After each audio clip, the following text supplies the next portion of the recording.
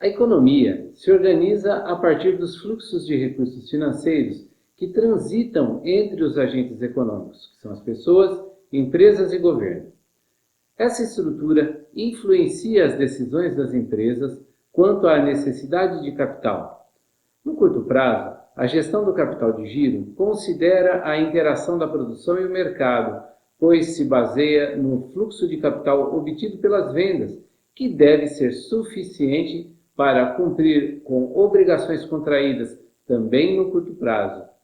Muito bem, mas para que o controle seja adequado, é necessário monitorar o tempo empenhado entre o momento da produção e o momento das vendas, comparativamente ao prazo dado aos clientes para realizarem os pagamentos.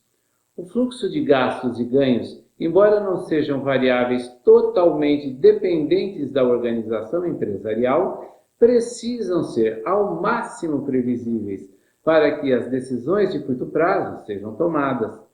Neste capítulo, veremos o que torna o ambiente financeiro complexo e quais são as avaliações e controles mais específicos que devem ser adotados pelas organizações para manterem o controle sobre suas disponibilidades financeiras.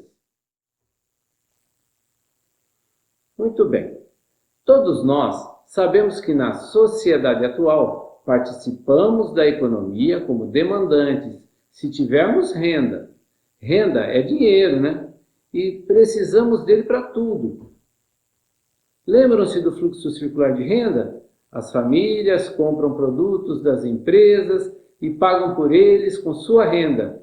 Por sua vez, as empresas contratam o trabalho e com o dinheiro que obtêm das famílias, pagam esse trabalho, que nada mais é do que a remuneração das próprias famílias.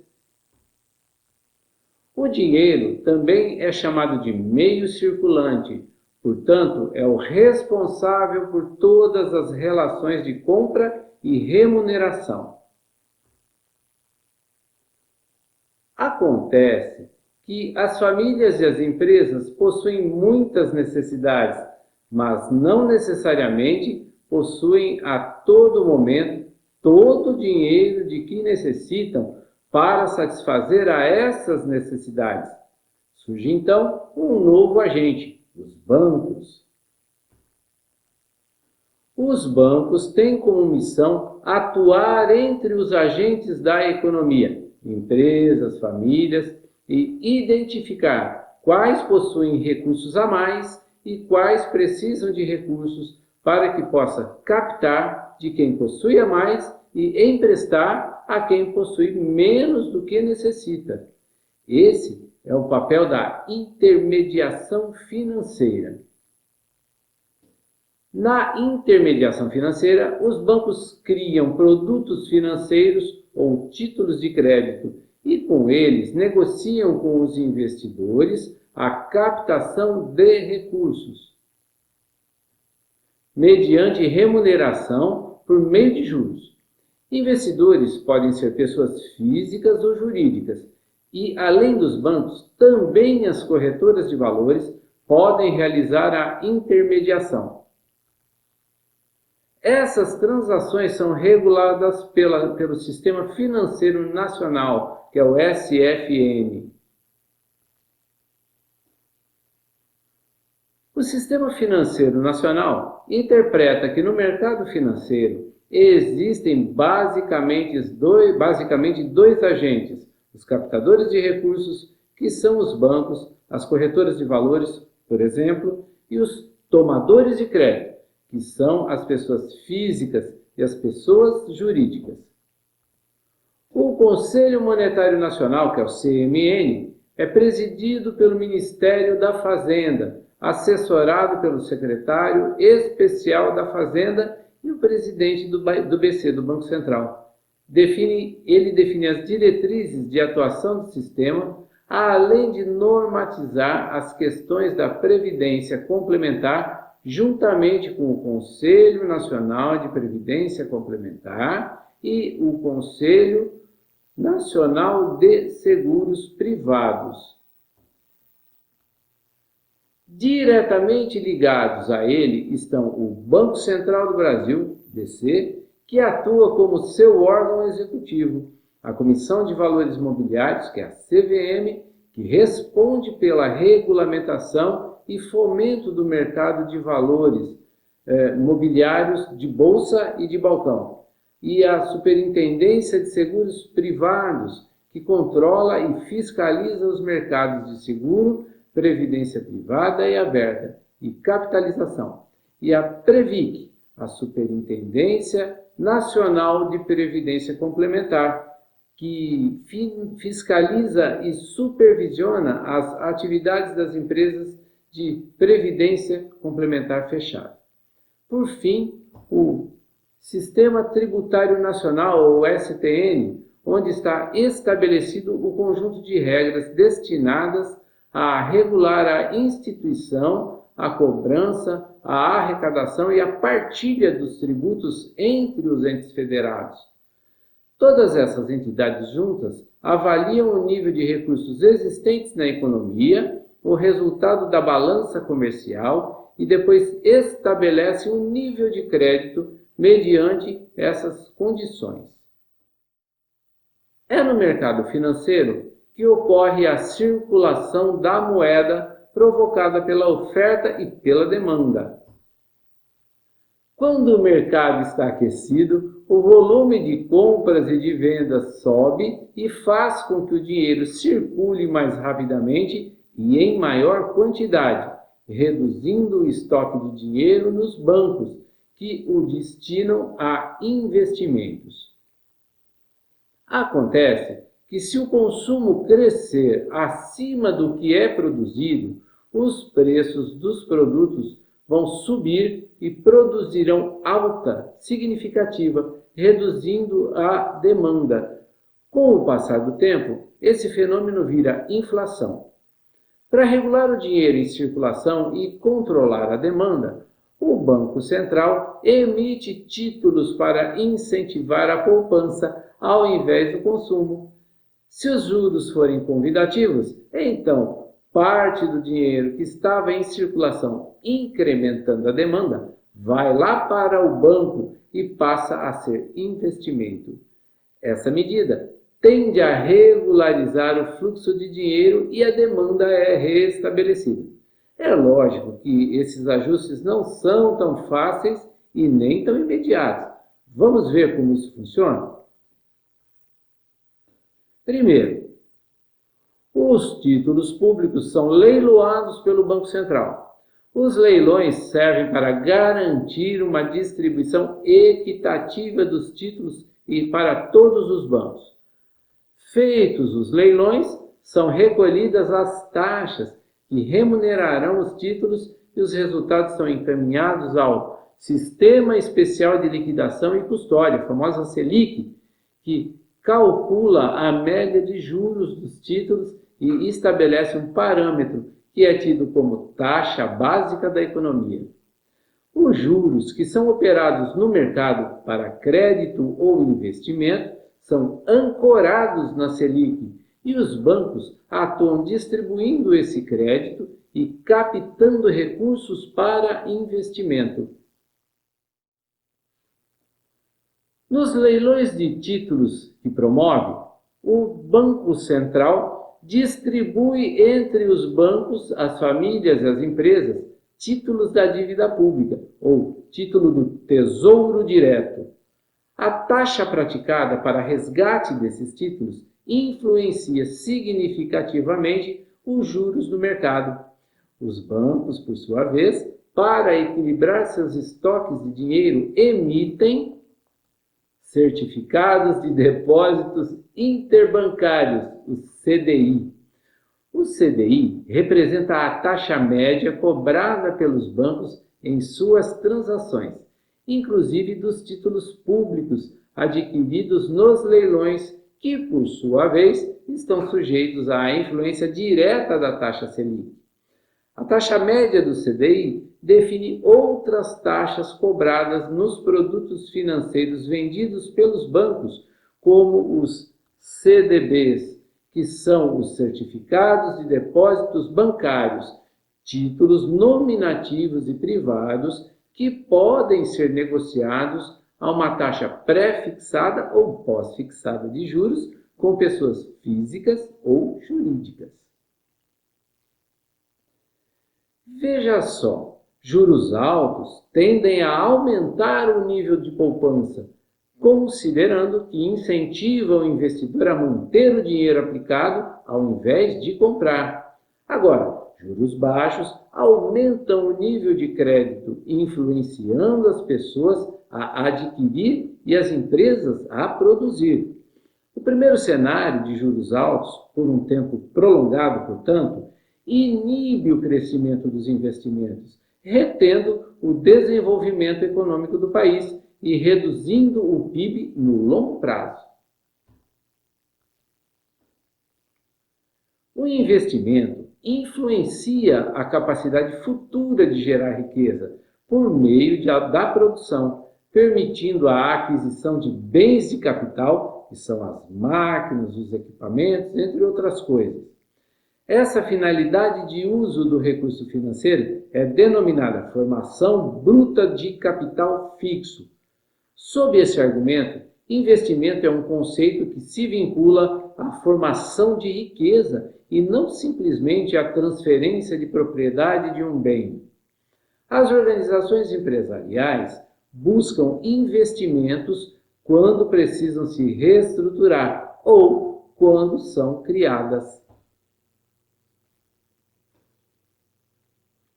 Uma empresa ou sociedade empresária é uma pessoa jurídica, constituída por um conjunto de pessoas físicas que são os sócios.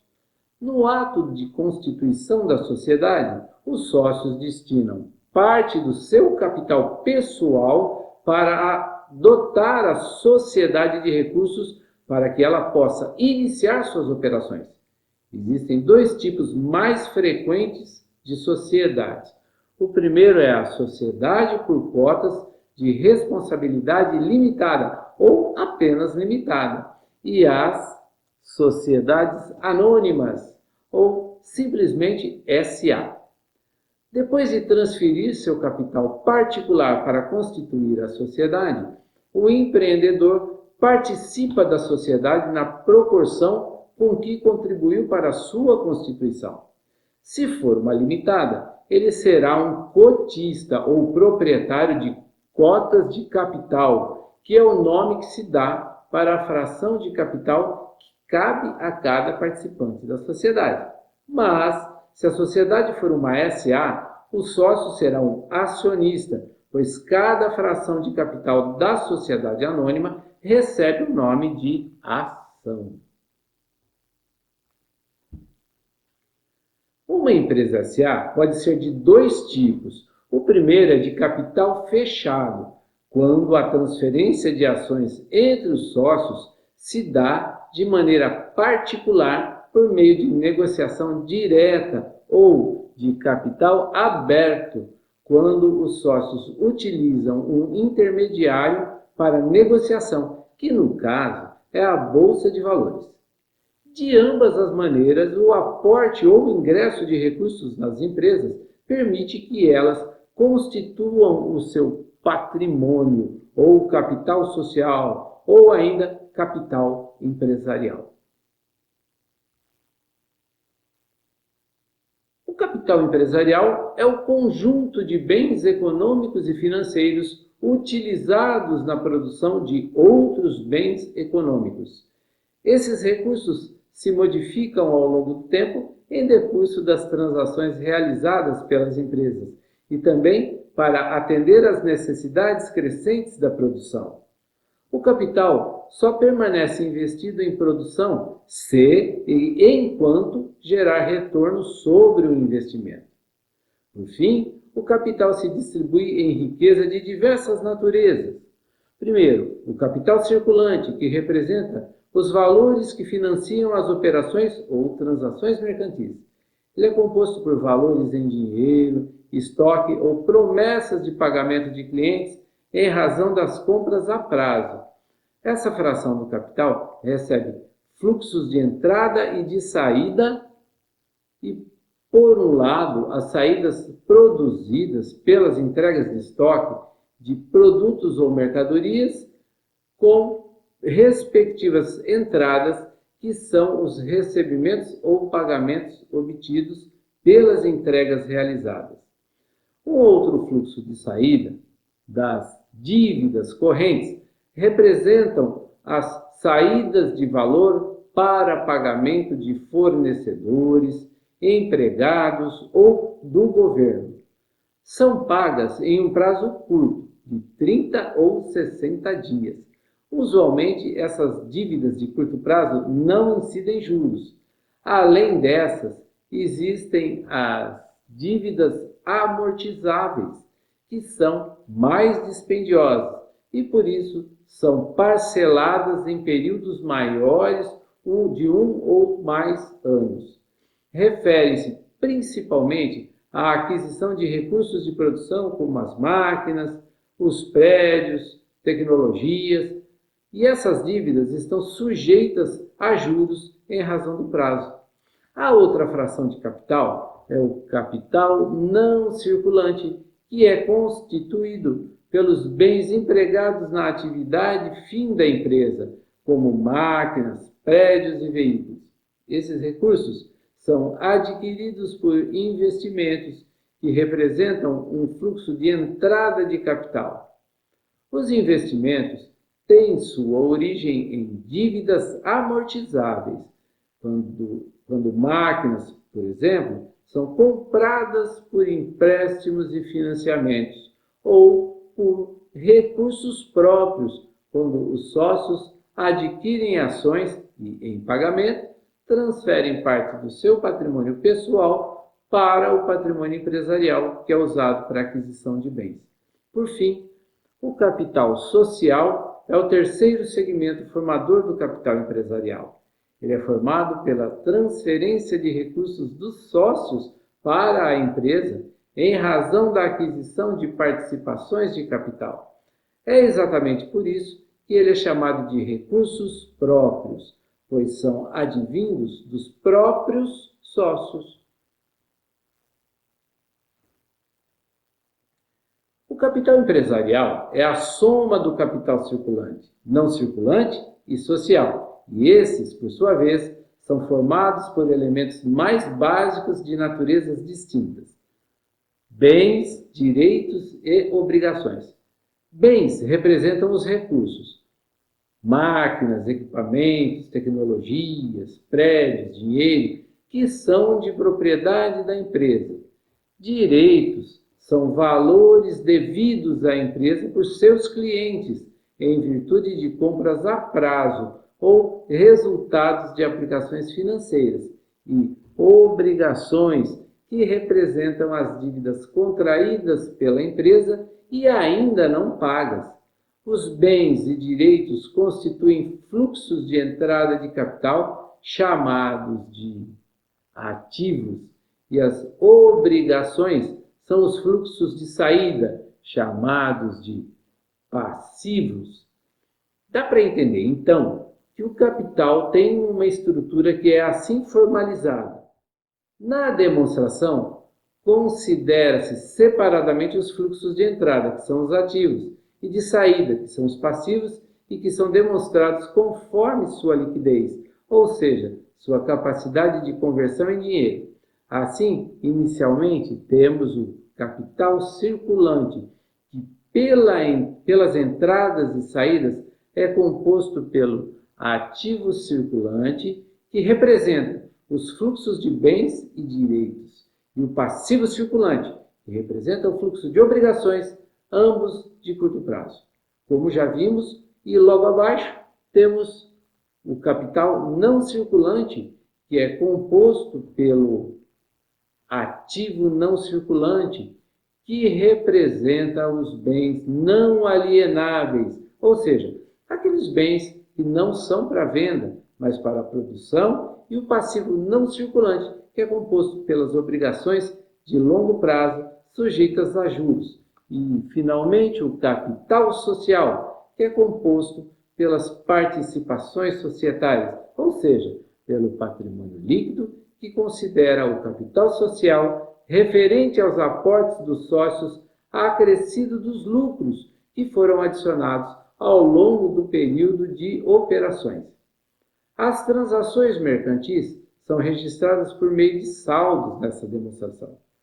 Considerando que todos os ganhos equivalem ao montante de bens e direitos e que esses bens e direitos equivalem aos esforços para sua obtenção, ou seja, as obrigações, então a soma dos ativos é equivalente à soma dos passivos, mais o patrimônio líquido. Essa igualdade é assim representada: bens mais direitos menos obrigações é igual a patrimônio líquido. Se os bens e direitos forem maiores das obrigações, temos um registro de lucro, ou seja, o patrimônio líquido cresce. Se a soma de bens e direitos for menor que o patrimônio líquido, temos uma inversão, que seja prejuízo, que se reflete na estrutura do patrimônio, reduzindo o patrimônio líquido. Como o lado dos ativos sempre bate com o lado dos passivos, chamamos esse tipo de representação de balanço patrimonial. Eu comentei com vocês que o capital empresarial é dinâmico, certo? Ou seja, se modifica a cada transação de compra e venda que a empresa realiza. Mas também é importante lembrar que, no ambiente capitalista, as empresas devem acumular capital. Vamos ver como isso acontece? Para vender, as empresas produzem produtos ou compram para revender e, nessa circunstância, é de se esperar que o valor de vendas seja superior ao valor das compras, não é? Isso gera um acréscimo do ativo circulante, onde figuram os valores de entrada de capital e também um acréscimo no passivo circulante, onde figuram os valores devidos aos fornecedores. Bom, os dois são acréscimos, mas logicamente o valor de compra do passivo é menor do que o de venda do ativo. E isso representa acumulação no ativo. A diferença é um resultado positivo que faz com que o patrimônio líquido fique maior. Entretanto, se houver uma perda ou se houver uma compra que não for seguida de venda, o passivo cresce mais do que o ativo. E isso empurra o saldo do patrimônio líquido para baixo. Isso acontece se a empresa incorrer em muitos juros por conta de financiamentos, por exemplo. Mas, independentemente do fato gerador, os totais de ativos sempre serão iguais aos totais dos passivos. Por isso se chama o balanço patrimonial. O balanço patrimonial é uma boa fonte de informações necessárias para a análise do capital para suporte à decisão. Por exemplo, a partir da análise do capital circulante, é possível tomar decisões de curto prazo.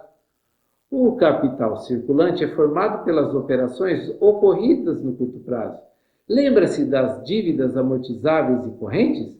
Pois bem, elas estão situadas no ativo e no passivo circulante, certo? O capital de giro é o valor necessário para pagamento de dívidas de curto prazo. Então, se analisarmos os saldos do ativo circulante comparativamente ao do passivo circulante, somos capazes de verificar se é ou não possível pagar o total das dívidas de curto prazo. Por essa razão, temos o CGL, ou Capital de Giro Líquido. O capital de giro líquido aponta a capacidade de pagamento das dívidas correntes com os recursos provenientes das transações mercantis de curto prazo.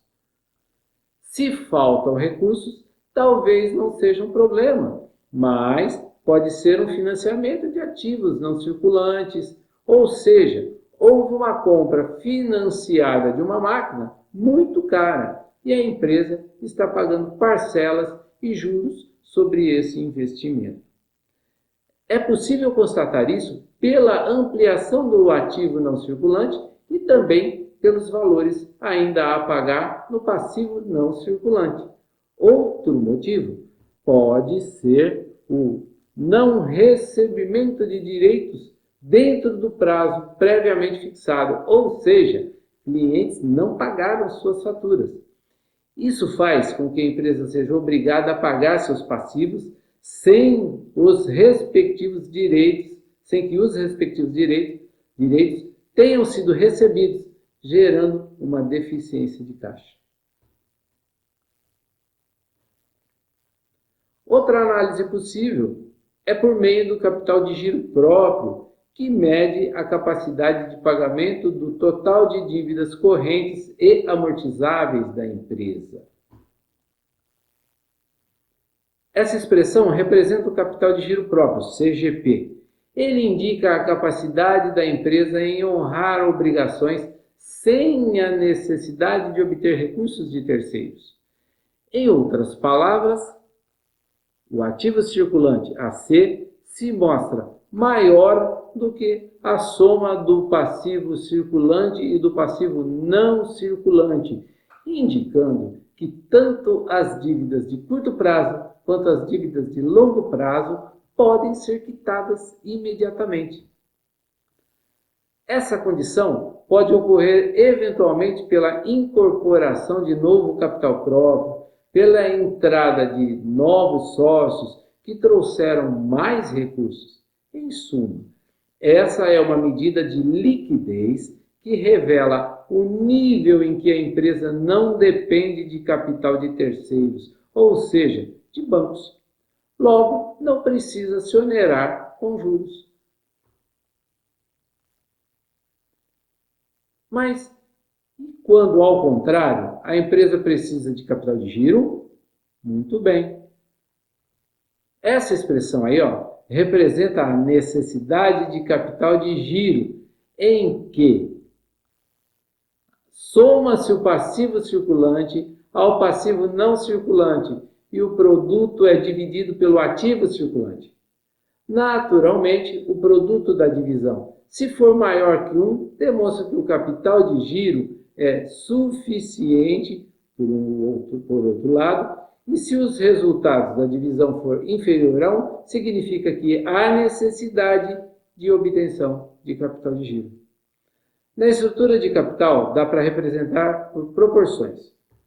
O fato é que o valor presente no ativo circulante representa um ciclo de transações e, a partir dele, é possível medir a proporção entre o montante das dívidas correntes e amortizáveis e os recursos existentes. Esse valor equivale a um ciclo de vendas, que pode ser um mês, por exemplo. Note aí que há um excedente não coberto no passivo não circulante, e isso pode representar a necessidade de se obter mais capital. Ao longo do tempo, poderíamos entender a necessidade de capital de giro como fixa, ou seja, completamente previsível, baseada em uma capacidade de atendimento instalada associada a um conjunto de obrigações já previamente determinado, mas a influência do cenário macroeconômico e das sazonalidades atribuem à NGC um comportamento difícil de ser controlado, por meio de imprevistos como acidentes, inadimplência de clientes, entre outros, que amplia as obrigações de curto prazo em um volume não previsto. Administrar o caixa, portanto, importa em projetar os movimentos futuros de entrada e saída de capital, conhecer os ciclos de giro de caixa para compreender as tendências do seu comportamento e prever situações futuras. Gerenciar a necessidade de capital de giro importa em manter controles em níveis de operações. Por exemplo, analisar periodicamente a relação entre estoques e compras para determinar o tempo entre as transações, de maneira a não permitir que os prazos concedidos a clientes sejam superiores aos obtidos de fornecedores. Ponderar sobre as relações entre contas a receber e as vendas a crédito, de maneira a determinar o nível máximo possível de financiamento de clientes com os recursos próprios da empresa. A analisar a relação entre fornecedores e compras, a fim de determinar o tempo que o capital de terceiros participa no financiamento das operações, lembrando que quanto maior o tempo, maiores serão os juros. É comum existirem distúrbios no sistema de controle do caixa, sobretudo pelas sazonalidades e pelo cenário econômico, que podem provocar indisponibilidades no caixa e, consequentemente, o atraso na liquidação de obrigações. Administrar o caixa, portanto, importa em projetar os movimentos futuros de entrada e saída de capital. E para isso é necessário reconhecer como se comporta o ciclo de caixa, que é interdependente ao ciclo operacional. Observe. As compras de materiais representam uma ampliação de estoques, ao mesmo tempo em que ampliam as obrigações.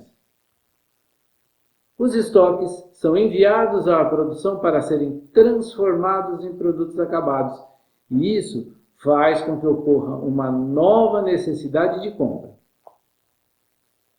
Após produzidos, os estoques são vendidos, o que demanda mais produção. Depois de um determinado tempo, as vendas produzem recebimentos que ampliam o saldo do caixa. Aí, as obrigações vencem e os pagamentos são realizados reduzindo o saldo de caixa. Veja, o diagrama demonstra que as entradas de caixa precisam ocorrer antes das saídas, para que o saldo existente seja suficiente para realizar pagamentos. E aqui você vê a divisão entre o ciclo operacional e o ciclo de caixa. O ciclo de caixa compreende o tempo que vai da data em que é entregue a fatura de materiais comprados para estoque até a data determinada para recebimento da fatura dos clientes. Em um ponto desse prazo está a data em que deve pagar a fatura e, logicamente, a data de recebimento do cliente deve ocorrer antes da data de pagamento do fornecedor. O ciclo operacional compreende o prazo entre a compra do material para a produção e o prazo em que o produto final é vendido.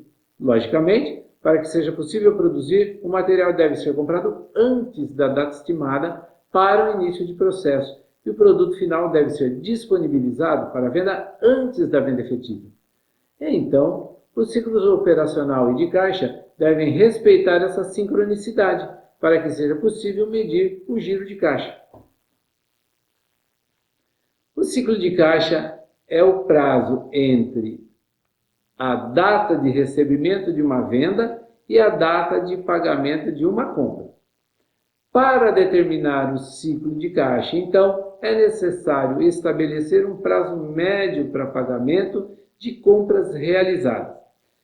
Digamos que entre a data de recebimento da mercadoria e a data de pagamento da fatura haja um prazo de 90 dias e que entre a data de recebimento da matéria-prima e a data de venda decorram 45 dias. Temos um ciclo de caixa positivo, ou seja, uma folga entre o pagamento e o recebimento de 15 dias. Agora, se considerarmos que esse é um prazo médio, então, a partir dele, poderemos definir o giro de caixa, que identifica o número de vezes em que o caixa girou em um período T. Para definir o giro de caixa, dividimos o período de financiamento, que é de 360 dias, ou um ano, pelo valor do ciclo. No caso do nosso exemplo, o caixa girou 24 vezes durante o ano, ou ainda 2 vezes por mês. Então, o que isso significa? Bom, significa que a empresa consegue recursos para pagar suas contas mensais 2 vezes por mês. Isso se deve ao fato de que ela concede prazos curtos de pagamentos para seus clientes, comparativamente aos prazos obtidos de seus fornecedores. Essa é uma boa maneira de gerenciar o fluxo de caixa, pois a empresa pode trabalhar com o recurso financeiro obtido antes de disponibilizá-lo para a realização dos pagamentos. Mas, afinal, como é possível dimensionar os recursos financeiros no montante adequado para pagamento das obrigações? Aí é preciso calcular o caixa operacional. O caixa operacional é obtido dividindo-se a expectativa de desembolsos médios de um período, que é o DO, pelo giro de caixa. Por exemplo, suponha uma média mensal de desembolsos entre folha de pagamento, impostos e fornecedores de 316.193 e o giro de caixa de 24, como no exemplo anterior. Então, teríamos um caixa operacional de 13.174,71. Isso significa que esse é o valor que vendas deve gerar a cada 15 dias para suportar as despesas assumidas em um ano. Legal, né? Os gastos ao longo do ano são desiguais, assim como os ganhos. Só que, trabalhando pelas médias, é possível determinar um padrão a ser seguido, de maneira que não ocorram surpresas desagradáveis de falta de caixa em algum período. Além desses indicadores, muito importantes para a gestão de curto prazo, existe um relatório que resume as informações do caixa empresarial, que é a demonstração de fluxo de caixa. O caixa é formado por um conjunto de fluxos de entrada e saída de capital, que modificam saldos a todo momento, ou seja, são dinâmicos.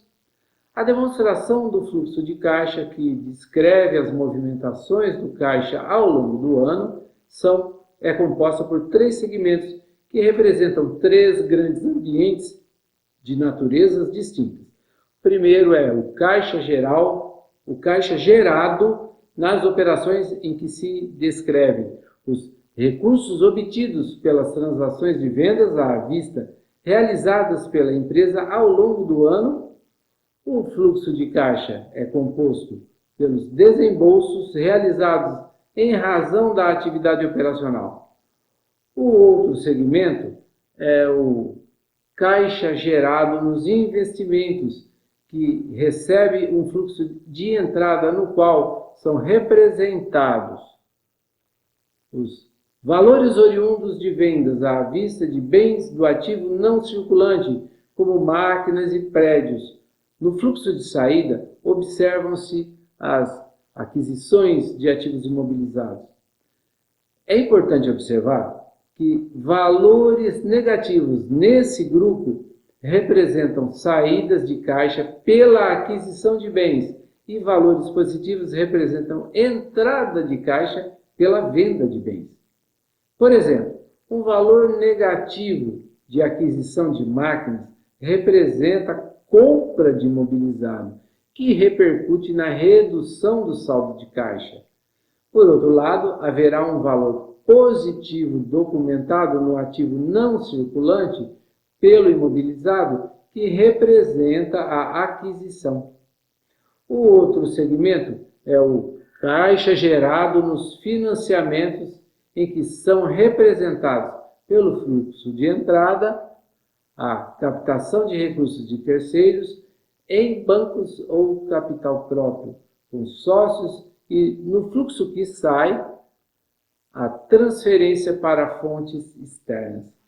Os valores pagos e recebidos em função da captação de recursos fora da empresa provêm de bancos ou outros agentes financeiros, inclusive sócios.